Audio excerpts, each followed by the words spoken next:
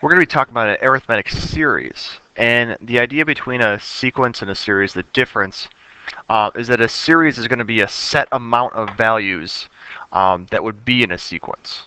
So when we see a series, a lot of times you're going to see that summation notation we talked about in the last assignment.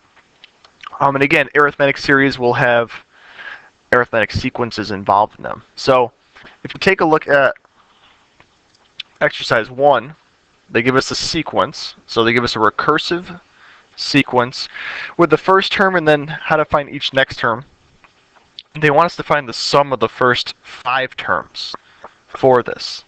So in this case, the sum of the first 5 terms from this sequence will be the sum of -2, 3, 8, 13, and 18. So you could add those 5 together, and in the case of this, you get 31, 39, 42, and then you get 40, which would be your answer. So there are some patterns that emerge with an arithmetic sequence, okay, and we're going to talk about that in exercise 2. So if you look and move down to exercise 2 on your paper, they give us this sequence here. And for the series, they want the first 8 terms. What is the addition of the first 8 terms of that sequence? So if you notice, they did this thing called rainbow addition. So they kind of connected each of the terms, starting with the middle 2 and working your way out. And if you notice, each of the pairs of those terms does equal 20. So if I do 9 and 11, 20, 7 and 13, same thing. And that sum is going to be constant because for each one, you're either adding or subtracting. In both cases, you're adding 2 to one term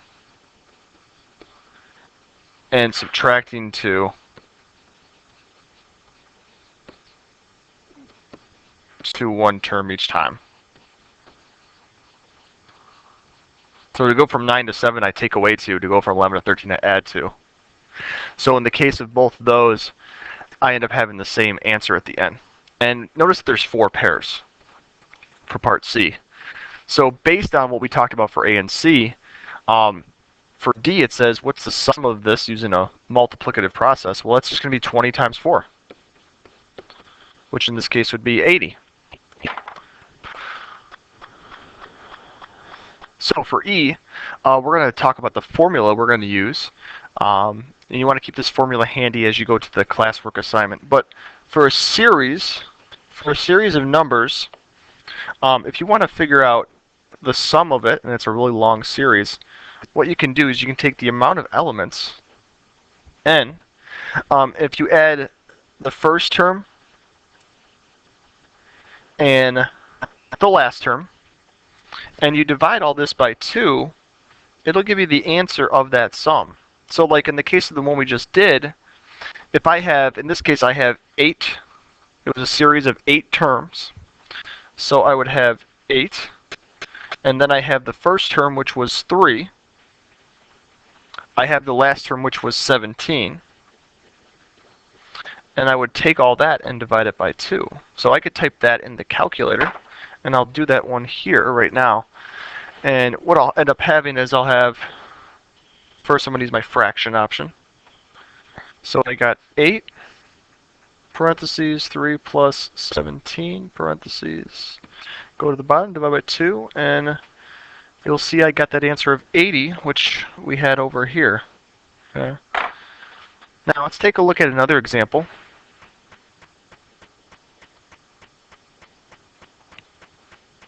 And you're going to see that formula. I did it over a fraction, which is fine. I mean, you can use that as well. Either one is fine. We kind of end up with the same thing. So we're going to look at a few of these examples. Now it says, which of the following is the sum of the first 100 natural numbers? So the natural numbers are the numbers that are counting numbers, sometimes referred to. We're going to use that formula for this. So we're doing a series of the first 100 numbers, okay, which in this case would be 100. Our first number is 1, and then the 100th number would be 100. And I would divide all that by 2. So take my calculator, similar to what I just did. I have 100, parentheses, 1 plus 100.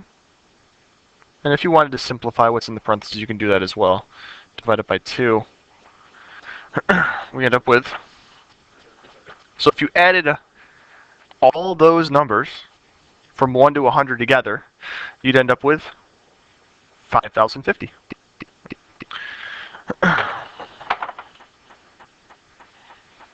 Now, we're going to look at some other examples, some different examples where we're going to have to find one of the terms, because it will not always be the case that you'll have the first term or the last term. So going on, we're going to look at the ones for exercise 4. We're probably not going to do exercise 5 right now. We're going to look at these 4 questions. So, again, I'm going to go ahead and write this formula up here. You don't have to write it again on your paper because you have it handy.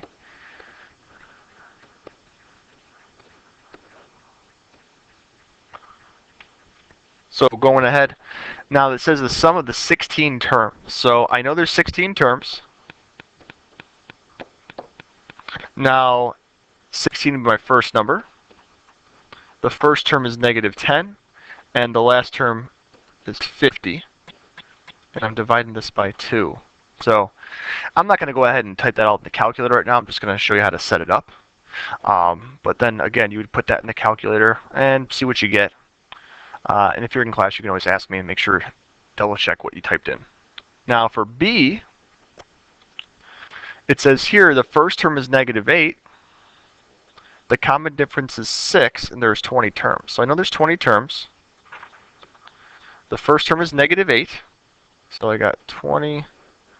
First term is -8. And they tell me what the common difference is, but they don't tell me what that 20th term is. So what I'm going to have to do to figure out that 20th term is I'm going to have to use a formula we talked about in the second assignment.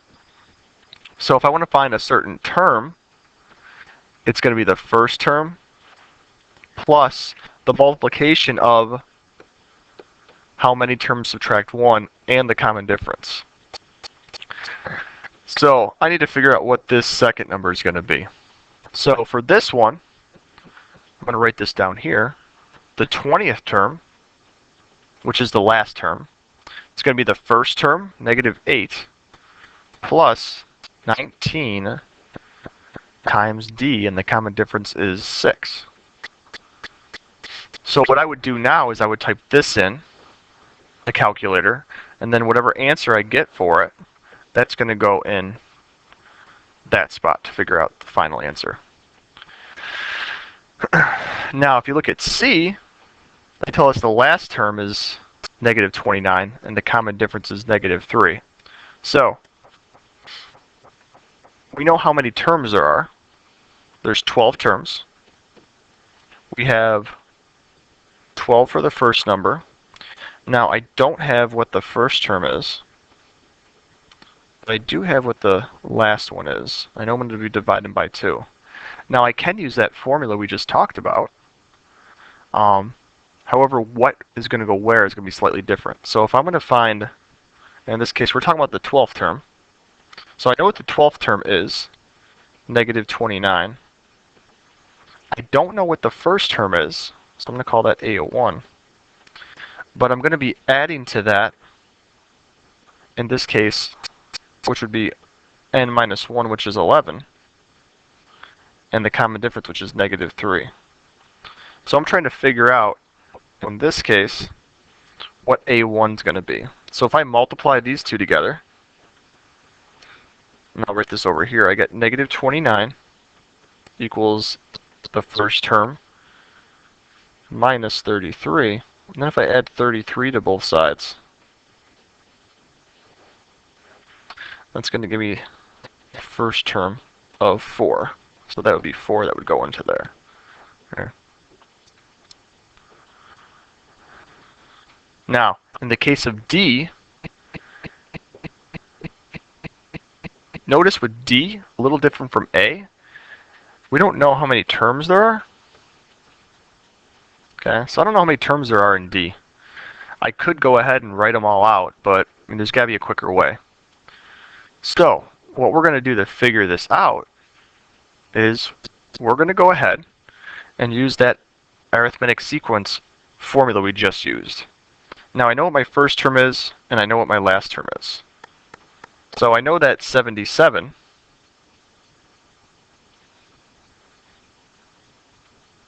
is my first term, or my last term. And that's going to be 5 plus n minus 1, and then the common difference, it looks like the common difference for each of these is going to be 3. So to figure out how many terms we have, I'm going to have to distribute. So I get 77 equals 5 plus 3n minus 3. I can combine like terms.